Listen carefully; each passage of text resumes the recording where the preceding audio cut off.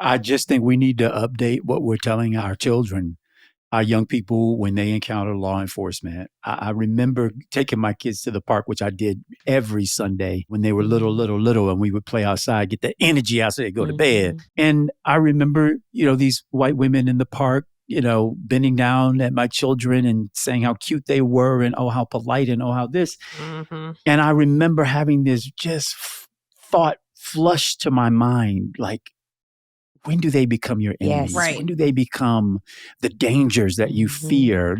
They're so cute now and so, precocious and all these things. And I'm thinking, when do you decide that they're now the threat? Because it really is your decision. I mean, it isn't what I determine. My interaction with them is not the status quo, because I see babies. I see boys. I see kids who are being kids, who are making kid-like decisions about themselves in that moment in time. I see bright futures, incredible contributors to the future of humanity. And I'm being humble with that. That's what I see. But unfortunately, your eyes have scales on them, and it can't quite reveal the truth of the matter.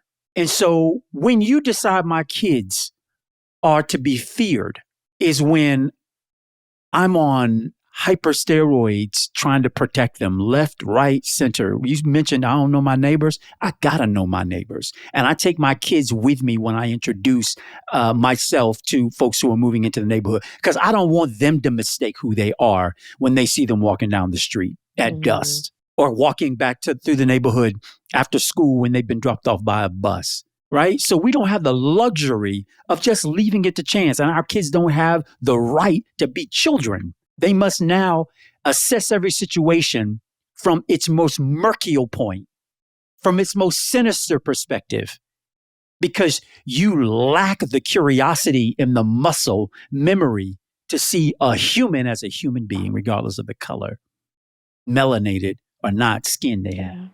It's ridiculous, but I don't expect more. We do have to do what we can to protect our children wherever we can.